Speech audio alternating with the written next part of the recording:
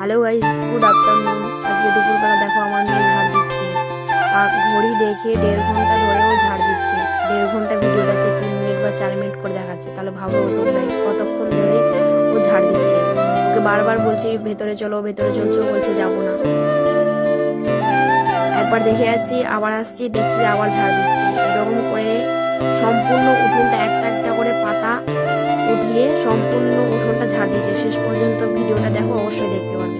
এখন থেকে আমার মেয়ে এত পাকা দেখো। আর আমাদের এদিকে গত 3 দিন ধরে বাতাস করছে, তো তাই গাছের পাতাগুলো ঝরে ঝরে পড়ে যাচ্ছে। উঠোনটা সম্পূর্ণ ভরে গেছে দেখো। শেষ পর্যন্ত দেখো একটা একটা করে পাতা উঠাচ্ছে আর শেষে গিয়ে কোনায় রাখছে।